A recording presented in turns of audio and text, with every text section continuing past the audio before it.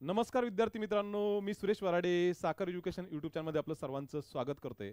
पुन्हा एकदा तुमच्या भेटीला आलो एक रिक्रुटमेंट न्यूज घेऊन, ज्या की समजा GICच्या 4 कंपन्या आहे। यामध्ये national India insurance company limited, नंतर oriented India insurance company limited, नंतर united India insurance company limited आणि NICL। ओके, या 4 पब्लिक सेक्टर कंपन्या आहे। यामध्ये मागच्या 1 ते 1.5 वर्षापासून ॲडमिनिस्ट्रेटिव्ह ऑफिसर आणि असिस्टंटची रिक्रुटमेंट चालू आहे। जवळपास 200, 400, 500 वॅकन्सी या ठिकाणी रिक्रुटमेंट करणं चालू आहे। मग मागे ओरिएंटेड इंडिया इन्शुरन्स कंपनीमध्ये AOची आणि असिस्टंटची रिक्रुटमेंट झाली, नंतर NICL मध्ये सुद्धा AOची आणि असिस्टंटची रिक्रुटमेंट झाली, नंतर USL मध्ये सुद्धा असिस्टंटची आणि AOची रिक्रुटमेंट झाली। एक कंपनी राहिली होती नॅशनल इन्शुरन्स कंपनी लिमिटेड, यांची 2 दिवसापूर्वी ॲड आली। 12 जून पासून ॲप्लिकेशन चालू झाले।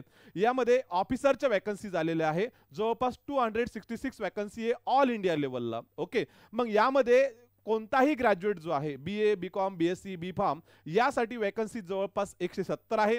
आणि स्पेशलायझेशन ज्यांचं झालेलं आहे, समजा कोणकोणतं स्पेशलायझेशन झालेलं आहे त्यांच्यासाठी वॅकन्सी ज्या आहेत त्या आहे 96। मग स्पेशलायझेशन कोणतं पाहिजे ते मी तुम्हाला इथून पुढे सांगणार आहे विद्यार्थी मित्रांनो। परंतु या कंपनीबद्दल जर तुम्हाला माहिती सांगायची झाल्यास, ही कंपनी जी आहे कोलकाता बेस आहे। ओके, पण पब्लिक सेक्टर आहे, इन्शुरन्स बेस जे आहे ती पब्लिक सेक्टर इन्शुरन्स कंपनी आहे। याच्यामध्ये जवळपास 266 वॅकन्सीज आहेत, परंतु याचे ऑफिसेस जे आहे जास्तीत जास्त जर विचार केला आपण तर कुठे आहे, कोलकाता साईडला, त्या साईडला आहेत। मग न्यू इंडिया इन्शुरन्स कंपनीचा जर विचार केला तर याचे जास्तीत जास्त ऑफिसेस कुठे आहे, महाराष्ट्रामध्ये, मुंबईमध्ये। त्याच्या वॅकन्सी असिस्टंट बेसला महाराष्ट्राच्या वाट्याला जास्त असतात। मग याच्या असिस्टंटच्या वॅकन्सी जेव्हा येतील त्याच्या वॅकन्सी जास्तीत जास्त वेस्ट बंगालला असतील, महाराष्ट्राच्या वाट्याला थोडेफार कमी असतील। पण एक चांगली अपॉर्च्युनिटी आहे, सध्या कोणतीच ॲडव्हर्टाइजमेंट नाहीये, पण ही एक ॲडव्हर्टाइजमेंट आहे आणि एक्झाम पण लवकर आहे।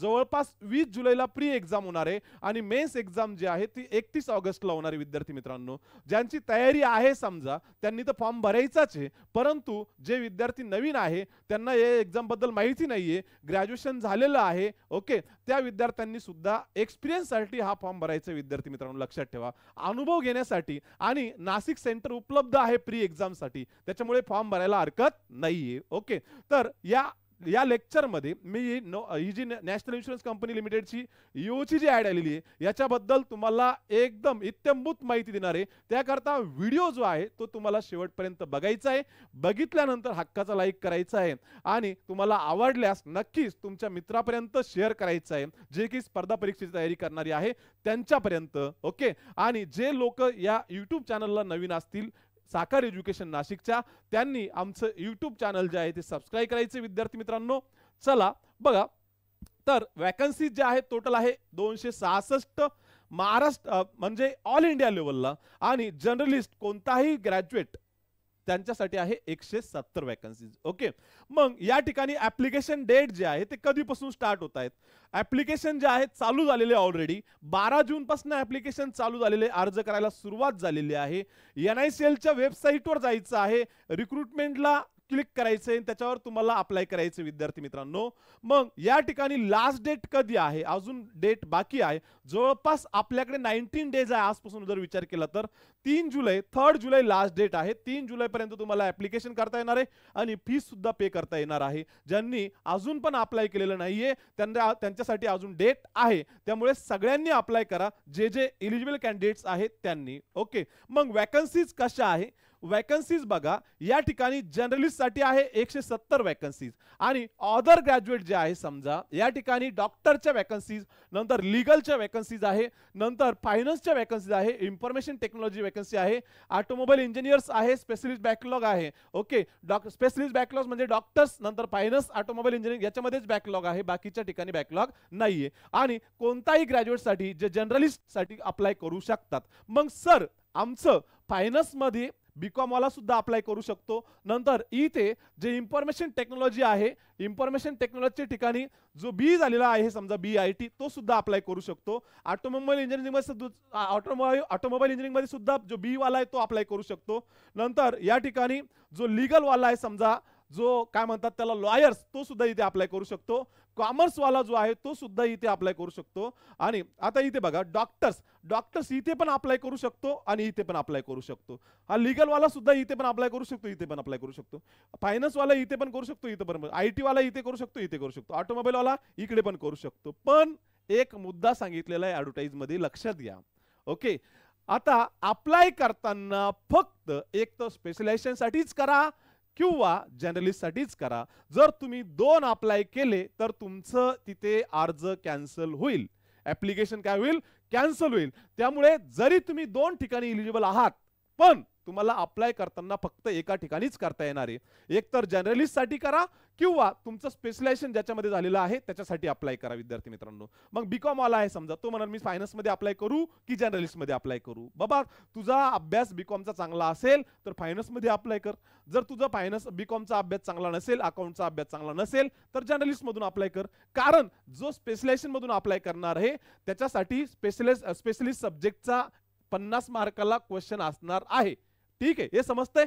मग जर्नलिस्ट साठी ते असणार आहे का, नाही. जर्नलिस्ट साठी कॉमन पेपर असणार आहे. मी एक्झाम पॅटर्न जेव्हा येईल त्यावेळेस तिथे इथे क्लिअर करणार आहे. पण एक मुद्दा लक्षात घ्यायचा आहे तुम्हाला की तुमचं जरी 2 ठिकाणी तुम्ही इलिजिबल असाल पण अप्लाय तुम्हाला एकाच ठिकाणी करता येणार आहे, हे लक्षात घ्यायचंय. एक तर जर्नलिस्ट साठी करा किंवा स्पेशलायझेशन ठिकाणी करा. दोन्ही ठिकाणी जर अप्लाय केलं तर फीस पण वाया जाणार आणि तुमचा अर्ज सुद्धा काय होणार, बाद होणार. क्लिअर आहे. तर मग या वॅकन्सी ज्या आहे या number of post category wise दिलेल्या आहे. या ठिकाणी MBBS साठी आहे 10, नंतर लीगल लॉ झालेलं यांच्यासाठी आहे 20, फायनान्स साठी आहे 20, नंतर IT साठी आहे 20, नंतर ऑटोमोबाईल साठी आहे 20, नंतर स्पेशलिस्ट बॅकलॉग साठी दिलेलं आहे आणि जे जनरलिस्ट आहे त्यांच्यासाठी आहे 170. मग या ठिकाणी कॅटेगरी वाईज इथे कॅटेगरी क्लासिफिकेशन केलेलं आहे, हे तुम्ही बघू शकता. ओके, हे तुम्ही बघू शकता की आपल्या कॅटेगरीला वॅकन्सी किती आहे हे सगळं चेक करा. ओके, आणि आपल्या कॅटेगरीला वॅकन्सी कुठे जास्त आहे त्यानुसार तुम्ही अप्लाय करा विद्यार्थी मित्रांनो. आता मी एकही तुम्हाला इथे एक्सप्लेन करत नाही, फक्त तुम्ही एकदा बघून घ्या की आपल्या कॅटेगरीला कोणत्या ह्याच्यात वॅकन्सी जास्त आहे. क्लिअर आहे. चला पुढे बघा विद्यार्थी मित्रांनो. मग सर या ठिकाणी एज्युकेशन क्वालिफिकेशन काय लागतं. एज्युकेशन क्वालिफिकेशन जे आहे, जे जर्नलिस्ट पोस्ट आहे जर्नलिस्ट साठी कोणताही ग्रॅज्युएट अप्लाय करू शकतो. मग कोणताही ग्रॅज्युएट म्हणजे कोण, यामध्ये BA असेल, BCom असेल, BE असेल, BPharm असेल, YCM मधून ग्रॅज्युएट झालेला असेल, इग्नो मधून ग्रॅज्युएट झालेला असेल, मेडिकल मधून पदवी घेतलेला असेल, IT झालेला असेल, BE झालेला असेल, मेकॅनिकल झालेला असेल, ऑटोमोबाईल इंजिनिअरिंग असेल, कोणताही अप्लाय करू शकतो जर्नलिस्ट साठी, हे लक्षात घ्या. पण अप्लाय करताना मी अगोदर एक्सप्लेन केलं, तुमचं जरी 2 ठिकाणी एज्युकेशन एलिजिबल असेल तरी सुद्धा तुम्हाला एकाच पोस्ट साठी अप्लाय करता येणार आहे. दोन्ही ठिकाणी केलं तर बाद होणार आहे.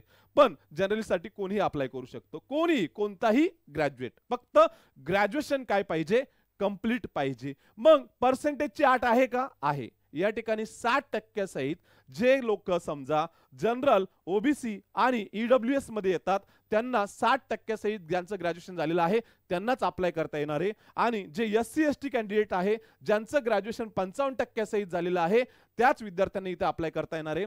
1 पॉइंट जरी कमी असेल 60% पेक्षा तरी सुद्धा तुम्हाला अप्लाय करता येणार नाही. आणि 55% पेक्षा 1 पॉइंट जरी कमी असेल तुम्हाला तरी सुद्धा तुम्हाला अप्लाय करता येणार नाही. 54.99% आहे तरी सुद्धा अप्लाय करता येणार नाही. आणि 59.99% आहे तरी सुद्धा तुम्हाला अप्लाय करता येणार नाहीये.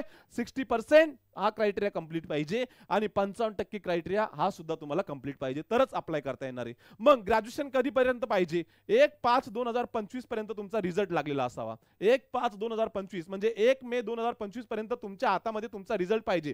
सॉफ्ट कॉपी किंवा हार्ड कॉपी दोन्ही प्रकारात तुमच्याकडे कुठे कुठे रिझल्ट पाहिजे. म्हणजे तुम्हाला डेट टाकावी लागेल, 1/5/2025 च्या अगोदर तुमचा निकाल लागलेला असेल तरच तुम्ही फॉर्म भरू शकता, अन्यथा भरता येणार नाहीये. मग ज्या लोकांना समजा एक्सपिरियन्स साठी भरायचं आहे ते विद्यार्थी इथे फर्जी इन्फॉर्मेशन भरून फॉर्म टाकू शकतात, हे लक्षात घ्या विद्यार्थी मित्रांनो. क्लिअर आहे.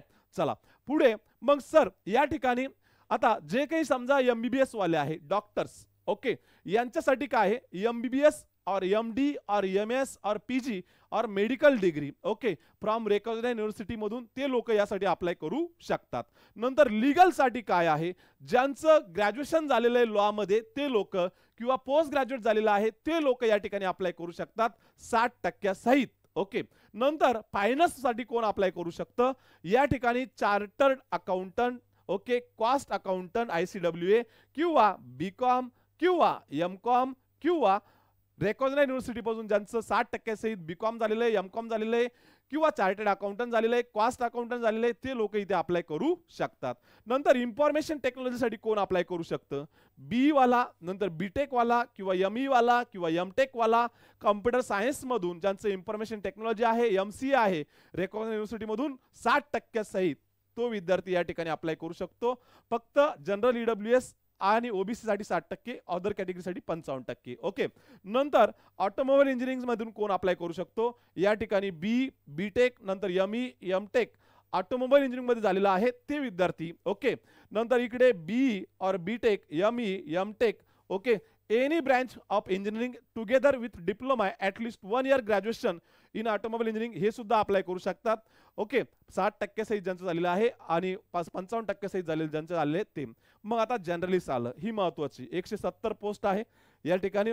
तर इथे कोणताही ग्रॅज्युएट, त्यांनी काय सांगितलं, पोस्ट ग्रॅज्युएट और पोस्ट ग्रॅज्युएट, फक्त ग्रॅज्युएट मिनिमम लक्षात ठेवा. एनी स्ट्रीम, कोणत्याही स्ट्रीमचा ग्रॅज्युएट या ठिकाणी अप्लाय करू शकतो. मग हे वरचे पण अप्लाय करू शकतात का? इथे करू शकतात, पण मग एकाच ठिकाणी तुम्हाला अप्लाय करता येणार आहे. क्लिअर आहे?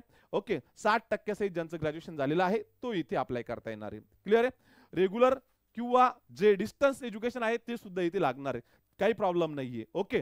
सगळे इथे फॉर्म भरू शकतात. क्लिअर आहे? चला मग सर एज लिमिट काय आहे?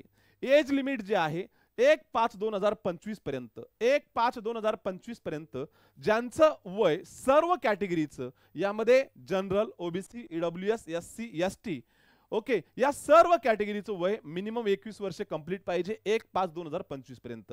आणि जे की समजा जनरल आणि ईडब्ल्यूएस कॅटेगरीचे विद्यार्थी आहेत त्यांचं 30 वर्षापेक्षा जास्त नको 1/5/2025 पर्यंत. मग यामध्ये जे की समजा ओबीसी वाले आहे त्यांना 3 वर्ष एज रिलॅक्सेशन आहे आणि एससी एसटी ना 5 वर्ष एज रिलॅक्सेशन आहे आणि पीडब्ल्यूडी ना 10 वर्ष एज रिलॅक्सेशन आहे, पर्सन विथ डिसेबिलिटी पर्सन जे आहे. तर हा झाला एज क्रायटेरियाचा मुद्दा. ओके. तर ज्यांचं एज मिनिमम आणि मॅक्झिमम बसत असेल त्यांनी अप्लाय करायचंय, पण ज्यांना एक्सपिरियन्स साठी भरायचंय तर ते फर्जी डेट ऑफ बर्थ टाकून भरू शकतात, हे लक्षात घ्या विद्यार्थी मित्रांनो. ओके. मग सर यासाठी ऍप्लिकेशन फीस किती आहे? तर ऍप्लिकेशन फीस थोडी आयबीपीएस पेक्षा जास्त आहे. ओके. किती आहे?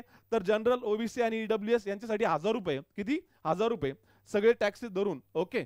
आणि जे की समजा एससी एसटी यांच्यासाठी किती फीस आहे? तर यांच्यासाठी आहे 250 रुपये. ओके. अप्लाय करायचंय, ऑनलाईन अप्लाय करायचंय, नॅशनल इन्शुरन्स कंपनी लिमिटेडच्या वेबसाईटवर जाऊन जायचंय आणि तिथे काय करायचंय, तुम्हाला अप्लाय करायचंय विद्यार्थी मित्रांनो. तर ही फीस आहे थोडीफार जास्त आहे, परंतु काय 1000 रुपयात कोणी नोकरी देत नाही मार्केटमध्ये विद्यार्थी मित्रांनो. जर तयारी असेल तर फॉर्म भरा. ओके.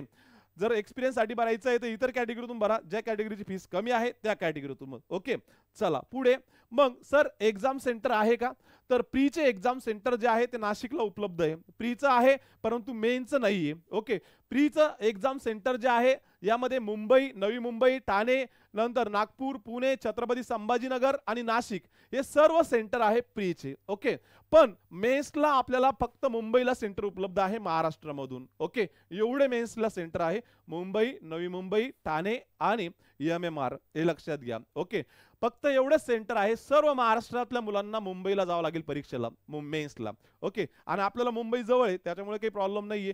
प्रीला नाशिक उपलब्ध आहे. ओके. तर सेंटरला आम्ही म्हणून फॉर्म भरायचं नाही असं काही करू नका, सगळ्यांनी फॉर्म भरा. क्लिअर आहे? चला पुढे. मग ऑनलाईन एक्झामचा पॅटर्न कसा आहे? ओके. या ठिकाणी प्री एक्झाम जे आहे जर्नलिस्ट साठी आणि स्पेशलिस्ट साठी सर्वांना सेम आहे. जर्नलिस्ट साठी आणि स्पेशलिस्ट साठी सर्वांना प्री एक्झाम काय आहे? सेम आहे, हे लक्षात घ्या. प्री एक्झाम जे आहे ती असणारे 100 मार्कांची, सर्वांसाठी सांगितलं, applicable for all disciplines. Okay. Pre exam जे आहे ते ऑब्जेक्टिव्ह टेस्ट असणार आहे, मल्टिपल चॉईस टाइप क्वेश्चन असणार आहे. किती मार्काची असणार आहे विद्यार्थी मित्रांनो? तर 100 मार्काची असणार आहे. किती? 100 मार्काची. कोणत्या मोड मध्ये होणार आहे? ऑनलाईन मोड मध्ये होणार आहे. ओके. सर्वांसाठी, जर्नलिस्ट साठी सुद्धा आणि जे स्पेशलिस्ट साठी अप्लाय करतायत त्यांच्यासाठी सुद्धा, हे लक्षात घ्या. ओके. मग कोणकोणते सब्जेक्ट असणार आहे? या ठिकाणी 3 सब्जेक्ट असणार आहे आणि वेळ किती असणार आहे? 60 मिनिटं असणार आहे. किती? 60 मिनिटं. आणि प्रत्येक सब्जेक्टला सेपरेट टाइम दिलेला आहे. मग सांगा कोणकोणते सब्जेक्ट आहे? यामध्ये इंग्लिश लँग्वेज जो आहे हा ऑब्जेक्टिव्ह पॅटर्न, या ठिकाणी 30 क्वेश्चन, 30 मार्क आणि टाइम दिलेला आहे 20 मिनिट्स. आणि जे मीडियम आहे एक्झामचं ते आहे इंग्लिश. ठीक आहे. नंतर रिजनिंग ॲबिलिटी, बुद्धिमत्ता चाचणी जी आहे ऑब्जेक्टिव्ह, यामध्ये टाईप ऑफ टेस्ट जे आहे ते ऑब्जेक्टिव्ह आहे, नंबर ऑफ क्वेश्चन 35, मार्क 35 आणि टाइम दिलेला आहे 20 मिनिट्स. आता हा जो पेपर आहे तुम्हाला दोन्ही लँग्वेज मध्ये उपलब्ध असेल.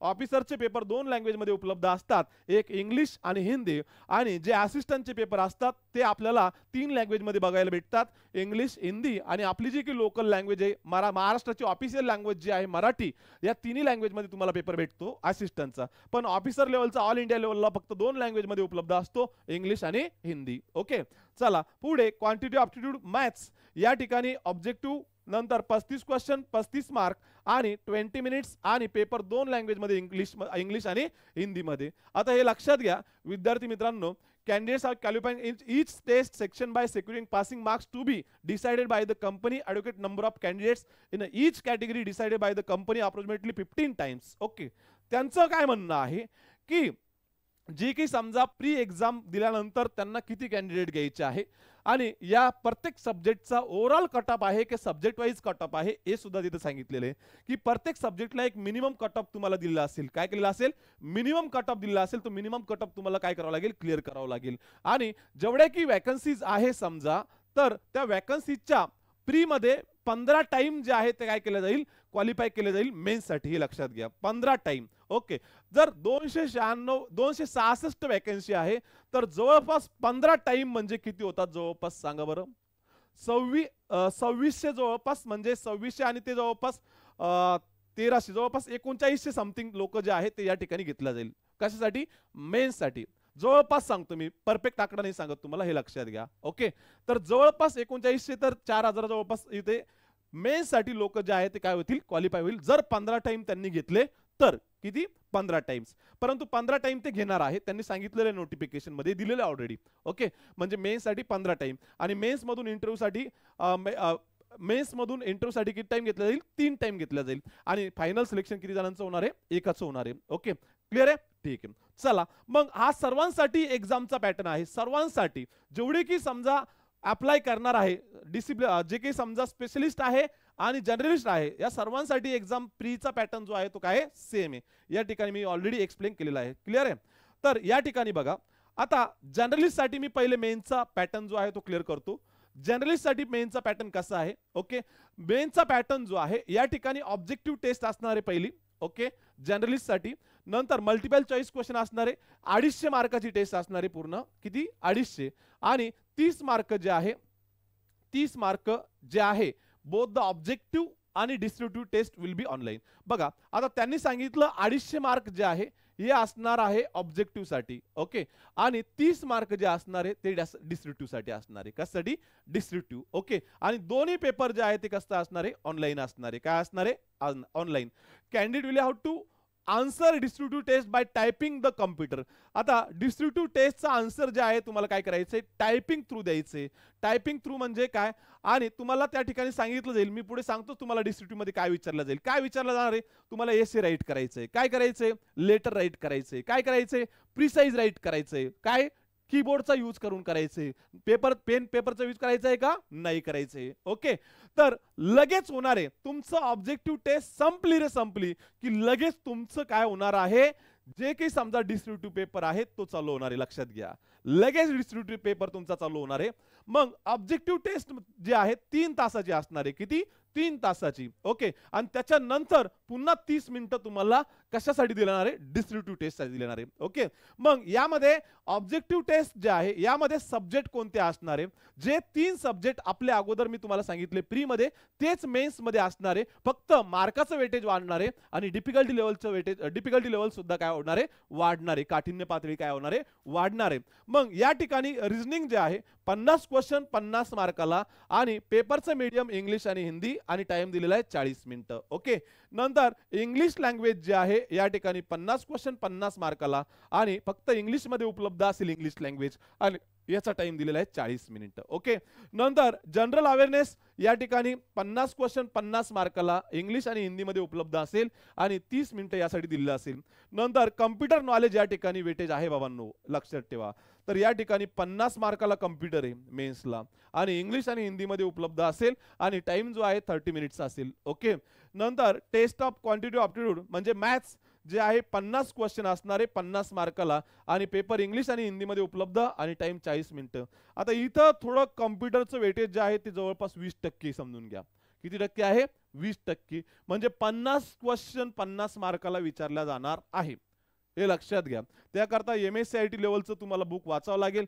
जे की प्रिव्हियस इयरचे क्वेश्चन पेपर आहे कम्प्युटरचे ते वाचावं लागेल. नंतर जे की समजा कम्प्युटरच्या PDF आहे आपल्या टेलिग्राम चॅनलवर, इतर टेलिग्राम चॅनलवर त्या वाचावं लागेल, तरच हा सब्जेक्ट तुमचा परफेक्ट होईल. कारण जवळपास 50 मार्काचं वेटेज खूप कमी नाहीये, खूप जास्त आहे, हे लक्षात घ्या विद्यार्थी मित्रांनो. क्लिअर आहे? तर हा झाला जनरलीचा जो काही एक्झामचा मेनचा पॅटर्न आहे तो. ओके, मग आता जे स्पेशलिस्ट आहे त्यांचा पॅटर्न कसा आहे? सेम आहे, वेगळं काही नाहीये. फक्त एक सब्जेक्ट जो आहे तो ऍड झालेला आहे. काय? एक सब्जेक्ट ज्याच्यामधून तुम्ही 4 वर्ष ग्रॅज्युएशन केलेलं आहे, त्याच्यावर तुम्हाला आधारित 40 क्वेश्चन किंवा 50 क्वेश्चन विचारले जाणार आहे. 50 क्वेश्चन तुम्हाला विचारले जाणार आहे. ओके, मग बाकीचे सब्जेक्ट कसं आहे? यामध्ये रिजनिंग 40 क्वेश्चन 40 मार्काला, टाइम जो आहे 35 मिनिट्स. नंतर या ठिकाणी इंग्लिश जे आहे 40 क्वेश्चन 40 मार्काला, टाइम 30 मिनिट्स. नंतर जनरल अवेअरनेस 40 क्वेश्चन 40 मार्काला, टाइम 20 मिनिट्स. नंतर पुन्हा कम्प्युटर नॉलेज सुद्धा आहे इथे 40 क्वेश्चन 40 मार्काला, 25 मिनिट्स. नंतर मॅथ्स जे आहे 40 क्वेश्चन 40 मार्काला, टाइम 35 मिनिट्स. आता हे 200 मार्क झाले टोटल. ओके, आणि जे स्पेशलिस्ट स्ट्रीम आहे ॲडिशनल टेस्ट ऑफ ॲसेस, या ठिकाणी technical professional knowledge in the relevant discipline, ज्या डिसिप्लिनमध्ये तुम्ही अप्लाय करणार आहे त्याच्या रिलेटेड ऑब्जेक्टिव्ह क्वेश्चन विचारणार आहे. डिस्क्रिप्टिव्ह विचारणार आहे का? नाही.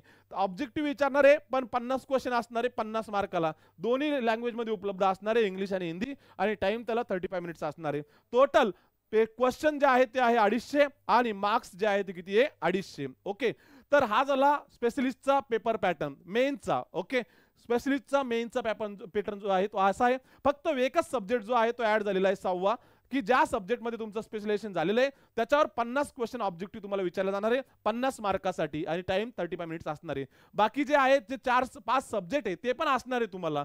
ओके, पण त्याच्यासोबत स्पेशलिस्ट सब्जेक्ट जो आहे तो सुद्धा तुम्हाला असणार आहे. क्लिअर आहे? ओके, चला पुढे बघा विद्यार्थी मित्रांनो. मग आता डिस्ट्रिब्युटिव्हचा पॅटर्न कसा आहे?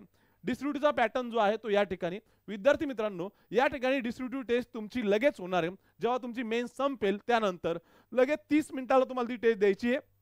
30 मार्कासाठी असणार आहे. किती? 30 मार्कासाठी 30 मिनिटं तुम्हाला भेटणार आहे. मग यामध्ये काय काय करायचं आपल्याला बघा. या ठिकाणी आपल्याला काय करायचंय? एसे जो आहे तो 10 मार्कासाठी असणार आहे. नंतर प्रिसाइज रायटिंग जे आहे ते असणार आहे 10 मार्काला. आणि कॉम्प्रेन्शन जे आहेत, ओके, कॉम्प्रेन्शन जे आहे म्हणजे तुम्हाला कॉम्प्रेन्शन करायचंय म्हणजे सरळ सरळ सारांश लिहायचा आहे त्या ठिकाणी, ते असणार आहे 10 मार्काला. ओके, आणि हे जे आहे फक्त डिस्क्रिप्टिव्ह टेस्ट त्यांनी सांगितलं फक्त इंग्लिशमध्ये तुम्हाला देता येईल. कशामध्ये? इंग्लिशमध्ये. हिंदीमध्ये देता येणार आहे का? नाही. आणि ऑनलाईन मोड असणार आहे, फक्त ऑनलाईन. ऑफलाईन असणार आहे का? नाहीये. ओके, तर त्यांनी सांगितलं candidate will be required to obtain minimum score for each section separately of objective test for shortlisting for the descriptive test evaluation. Okay, त्यांनी सांगितलं जर तुमचं मेन्स मध्ये तुम्ही प्रत्येक सब्जेक्ट वाईज पास झाला तरच तुमचं डिस्ट्रिब्युटिव्ह टेस्ट जो आहे तो चेक केला जाणार आहे, नाहीतर चेक केला जाणार नाहीये. एखाद्या सब्जेक्ट मध्ये फेल झाला तर डिस्ट्रिब्युटिव्ह टेस्टचा पेपर तुमचा चेक केला जाणार नाही. समजलंय? ओके, नंतर distributive answer script would be evaluated only respect of those candidates who qualify the objective test. जे क्वालिफाय होतील ऑब्जेक्टिव्ह टेस्ट मध्ये त्यांचं डिस्ट्रिब्युटिव्ह टेस्ट चेक केलं जाईल, बाकीच्यांचे चेक केले जाणार नाही.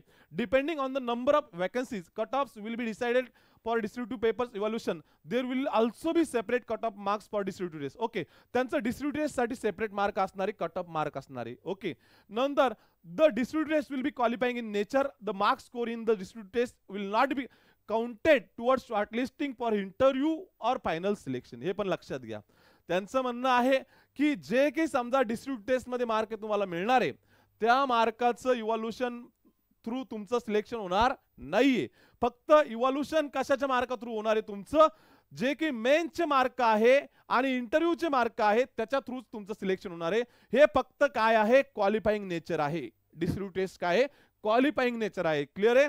आणि each candidate will be required to obtain minimum total score to be decided by the company according to the number of vacancies in the objective test main examination qualify in the district test shortlisting for the interview. Okay, त्यांनी सांगितलं objective test मध्ये तुम्हाला pass व्हावं लागेल, प्रत्येक subject wise व्हावं लागेल, overall व्हावं लागेल, तर डिस्ट्रिक्ट टेस्ट मध्ये सुद्धा क्वालिफाय व्हावं लागेल तरच तुम्हाला इंटरव्ह्यू साठी काय व्हावं लागेल? कॉल येईल. तसं येणार नाही. आणि पेनल्टी फॉर रॉंग आन्सर, दोघांसाठी रॉंग पेनल्टी आहे रॉंग आन्सरची. प्री आणि मेन्स दोन्ही एक्झामसाठी ऑब्जेक्टिव्ह टेस्टसाठी उपलब्ध आहे. फक्त डिस्प्यूट टेस्टसाठी आहे का? नाही. ओके. आणि जे काही टेस्ट आहे इंग्लिश लँग्वेज आणि हिंदी लँग्वेज दोन्हीमध्ये उपलब्ध आहे. फक्त इंग्लिशचा पेपर इंग्लिशमध्ये असेल, बाकी सगळा पेपर जो आहे हिंदी आणि इंग्लिश दोन्ही लँग्वेजमध्ये तुम्हाला उपलब्ध असेल, हिंदी आणि इंग्लिश. ओके. आणि प्रत्येक रॉंग आन्सरसाठी तुम्हाला काय दिलं जाईल? 1/4 निगेटिव्ह मार्किंग असेल. किती असेल? 1/4 निगेटिव्ह मार्किंग असेल. ओके, हे लक्षात ठेवा. The company reserves the right to modify structure of the examination which will be intimated through its website. जर त्यांना असं वाटलं की आम्हाला एक्झाम पॅटर्न जो आहे तो चेंज करायचा आहे, तर कंपनी त्यांच्या वेबसाईटवर इन्फॉर्मेशन टाकेल आणि ते जो काही एक्झामचा पॅटर्न आहे तो सुद्धा ते काय करू शकतात? चेंज करू शकतात. हे लक्षात घ्या. तो अधिकार त्यांनी काय केलेला आहे? त्यांच्याकडे ठेवलेला आहे, रिझर्व्ह ठेवलेला आहे. Okay. Descriptive English test will be conducted only through online मोड.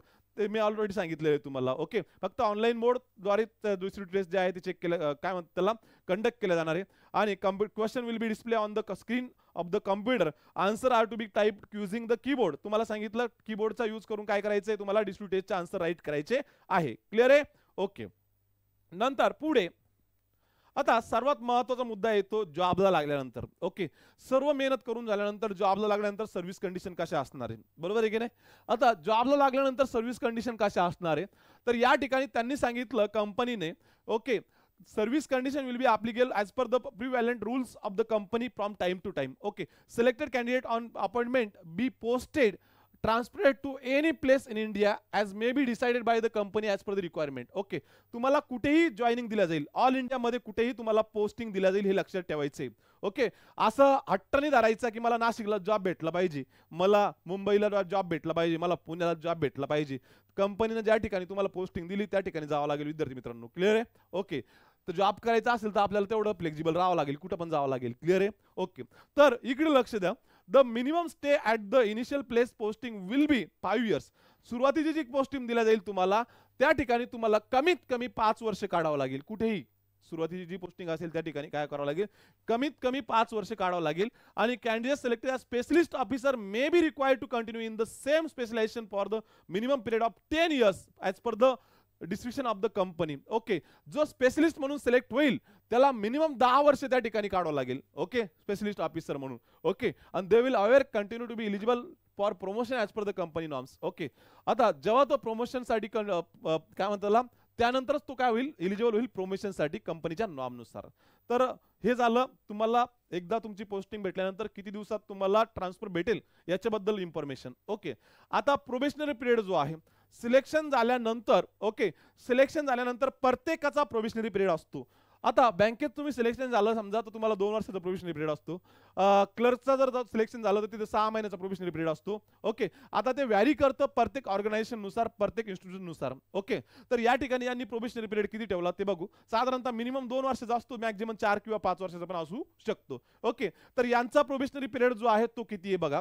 तर यांनी सांगितलं की candidate appointed the officer cadre 1 regular payroll of the company shall be on probation for period of 1 year from the date of joining duty. The probationary period may be extended twice by further period of 6 months at time stretching up to 1 year. Okay. यांचं म्हणणं आहे की 1 वर्षाचा आमचा probationary period असेल. 1 वर्ष तुम्ही एक शिकाऊ उमेदवार म्हणून तुम्हाला काय केलं जातं? कंपनीमध्ये ट्रेनिंग दिलं जातं. ओके. प्रोबेशनरी पिरियड एक नावाला असतो. तुम्ही एक सिलेक्शन झालं, सिलेक्शनच्या यादीमध्ये नाव आलं म्हणजे तुमचं तुम्ही कन्फर्म झाला, हे लक्षात ठेवा. ओके. फक्त एक प्रोबेशनरी पिरियड नावाला दिलेला असतो. मग जर समजा तुम्ही व्यवस्थित काम नाही केलं तर पुन्हा 6 महिने वाढवलं जातं किंवा 1 वर्षापर्यंत वाढवला जातो. ओके. नंतर पुढे सांगितलं during the probationary period of the officers would be required to pass non licence examinations conducted by the insurance institution. आता यांनी सांगितलं की तुम्हाला प्रोबेशनरी पिरियडमध्ये ज्या की इन्शुरन्सच्या परीक्षा असतात त्या पास करावं लागेल. ओके. नंतर only after passing the said examination the officer will be eligible confirmation. आता त्यांचं म्हणणं आहे की ज्या परीक्षा आहेत त्या परीक्षा तुम्ही पास केल्या नाही तर तुमचं कन्फर्मेशन होणार नाही. आणि इन्शुरन्सच्या परीक्षा आहेत त्या परीक्षा सोप्या असतात, तुम्ही पास होऊन जाणार आहे, त्याचं टेन्शन घ्यायचं नाहीये. एवढी अवघड परीक्षा पास करणार आहे, 266 मध्ये तुमचं नाव येणार आहे, तर ही परीक्षा तुमच्यासाठी काय असणार आहे? नॉमिनल असणार आहे. क्लिअर आहे? तर failure to pass the said examination within the extended period probationary period will be render officer. Okay. पुन्हा तुम्हाला टाइम देणार आहे. जर फेल झाले समजा तर पुन्हा तुम्हाला टाइम देणार आहे पास होण्यासाठी. ओके. नंतर company service right to terminate service of the candidates found unsuitable at any time during the probationary period of the extended. आता एक कंपनीला अधिकार आहे तुम्हाला ठेवायचं का काढायचं. जर तुम्ही परीक्षा पास नाही केली, व्यवस्थित काम नाही केलं, तर शेवटी त्यांच्याकडे आहे. ओके, नोटीस न देता सुद्धा तुम्हाला काय करू शकतात, ते काढू शकतात. क्लिअर आहे. नंतर गॅरंटी बॉन्ड कसं आहे, जॉबला लागल्यानंतर गॅरंटी बॉन्ड जो आहे, कमीत कमी तुम्हाला जॉबला लागल्यानंतर त्याच कंपनीमध्ये किती वर्ष काम करावं लागेल, 4 वर्ष. ओके, 4 वर्ष ऑफिसर म्हणून तुम्हाला काम करावं लागेल. जर तुम्ही 4 वर्षाच्या अगोदर जॉब सोडला, तर हे लक्षात घ्या, जर तुम्ही 4 वर्षाच्या अगोदर जॉब सोडला, 4 वर्ष कंप्लीट होण्याच्या अगोदर, तर तुम्हाला एका वर्षाची सॅलरी कम्पेन्सेशन म्हणून कंपनीला द्यावं लागेल. किती? एका वर्षाची ग्रॉस सॅलरी जी आहे ती. मग आता तुम्हाला पॅकेज आहे जवळपास किती, 90,000 रुपये पर मंथ. किती आहे? जवळपास 90,000 रुपये पर मंथ. ठीक आहे. ओके, तर 90,000ला आपण जर एका वर्षानं मल्टिप्लिकेशन केलं, 12 अष्टोदर्शी जवळपास 10,80,000 जे की सॅलरी आहे, एका वर्षाची सॅलरी तुम्हाला कंपनीला द्यावं लागेल नुकसान भरपाई करून. ठीक आहे. आता पुढे सांगितलं, candidate resigning from the company during the probationary period and candidate whose services are terminated by the company during the probationary period, okay, shall be liable pay gross salary received by them during their entire service in the company in addition to amount 25,000 towards partial cost of training, no loan bond executive. सगळ्या गोष्टी त्यांनी सांगितलं की 25,000 तुम्हाला काय करावं लागेल, तुम्हाला ट्रेनिंगचे याचे त्याचे द्यावं लागेल, पुन्हा कंपनीला एका वर्षाची सॅलरी तर द्यावाच लागेल, पुन्हा 25,000 रुपये पण द्यावं लागेल. ओके, नंतर तुम्हाला सॅलरी कशी असणार हे लक्षात घ्या जॉबला लागल्यानंतर. आता 90,000चा जॉब भेटणार आहे तुम्हाला, म्हणजे जवळपास 10,80,000चं पॅकेज भेटणार आहे. याच्या व्यतिरिक्त सगळ्या फॅसिलिटी तुम्हाला भेटणार आहे. याच्यापेक्षा कोणता जॉब चांगला असणार आहे अजून, बरोबर आहे की नाही? याच्यापेक्षा चांगला जॉब भेटला तर ठीक आहे, तुमच्याला याच्यापेक्षा जास्त पॅकेज भेटलं 15-16 लाखाचं, तर मग तुम्ही स्किप करू शकता. पण एवढं पॅकेज भेटल्यानंतर कोण सोडणार आहे जॉब, बरोबर आहे की नाही? याच्यापेक्षा चांगली ऑपॉर्च्युनिटी असेल तरच सोडणार आहे, नाही तर कोणी सोडणार नाहीये. कारण सॅलरी जी आहे खूप चांगली आहे, जवळपास 90,000 रुपये सॅलरी आहे. किती? 90,000 रुपये. ओके, पर मंथ 90,000 रुपये पर मंथ आहे मेट्रोपॉलिटन शहरामध्ये. बाकीच्या शहरामध्ये थोडीफार कमी असेल, परंतु 90,000 रुपये पर मंथ दिलेली आहे आणि बाकीच्या सगळ्या फॅसिलिटीज आणि सांगितलेल्या आहे. क्लिअर आहे? ओके, चला पुढे. मग यासाठी अप्लाय करण्यासाठी जे नवीन विद्यार्थी आहेत त्यांच्यासाठी, ज्यांनी आतापर्यंत कधीच अप्लाय केलेलं नाही त्यांच्यासाठी मी एक गोष्ट सांगतोय. ज्यांनी अप्लाय केलेलं आहे त्यांच्यासाठी त्यांना माहिती असतं काय करावं लागतं. पण जे नवीन विद्यार्थी आहेत त्यांनी लक्षात घ्यायचंय, अप्लाय करताना तुम्ही जे डेस्कटॉपवर बसाल त्याच्या अगोदर तुमचं एज्युकेशन क्वालिफिकेशन बद्दल संपूर्ण इन्फॉर्मेशन तुम्हाला ठेवायची आहे. फॉर्म भरण्यासाठी काही आपल्याला अपलोड करायचं आहे का? नाही. आपल्याला एज्युकेशन क्वालिफिकेशनचं एक सुद्धा कागद आपल्याला अपलोड करायचं नाही, लक्षात घ्या. फक्त इन्फॉर्मेशन पुट करायची आहे. काय करायचंय? इन्फॉर्मेशन पुट करायचे. एक सुद्धा कागद आपल्याला अपलोड करायचा नाहीये. क्लिअर आहे? नंतर पुढे डेट ऑफ बर्थ जे आहे आपल्या 10वीच्या बोर्ड सर्टिफिकेट नुसार टाकायची आहे. नंतर जो ईमेल आयडी चेंज होणार नाही तो टाकायचा आहे. मोबाईल नंबर जो तुमचा बदलणार नाही तो टाकायचा आहे. नंतर आयडी प्रूफ जो आहे तुमच्याकडे जो आहे तो टाकायचा आहे. यामध्ये ड्रायव्हिंग लायसन्स असेल, मतदान कार्ड असेल किंवा आधार कार्ड असेल, जे असेल ते टाका. ओके, नंतर अपलोड काय करायचं आहे आपल्याला? कागदपत्र अपलोड करायचे आहे का आपले एज्युकेशन रिलेटेड? नाही. आपल्याला आपल्या रिलेटेड जे आहे ते इथे काय करायचंय? अपलोड करायचंय. आता ही चुकीनं वेबसाईट इथे आयओबीची राहिली, तर इथे नॅशनल इन्शुरन्स कंपनी लिमिटेडवर तुम्हाला काय करायचंय? अप्लाय करायचंय. ओके, तर इथे फोटोग्राफ जो आहे 20 KB ते 50 KBच्या दरम्यान जो फोटो आहे तो तुम्हाला अपलोड करायचा आहे. नंतर सिग्नेचर जे आहे 10 KB ते 20 KBच्या दरम्यान. नंतर लेफ्ट थंब इम्प्रेशन जे आहे 20 KB ते 50 KBच्या दरम्यान. आणि हँड रिटन डिक्लेरेशन जे आहे ते 50 KB ते 100 KBच्या दरम्यान तुम्हाला ते अपलोड करायचे. हे हँड रिटन डिक्लेरेशन ऑलरेडी दिलेलं आहे आपल्या ऑफिशियल वेबसाईटवर आणि आपलं टेलिग्राम चॅनल जे आहे त्याच्यावर पण टाकलेलं आहे मी नोटिफिकेशन, त्याच्यावर सुद्धा तुम्ही करू शकता. तेच काय करायचं, तुमच्या हँडरायटिंगमध्ये स्वतःच्या हँडरायटिंगमध्ये ब्लॅक पेनना कोऱ्या कागदावर लिहायचं आणि त्याची साईज जी आहे 50 KB ते 100 KBच्या दरम्यान ठेवायची आणि ते अपलोड करायचे. फॉर्म भरण्यासाठी हे गरजेचं आहे, हे लक्षात घ्या. क्लिअर आहे? चला पुढे.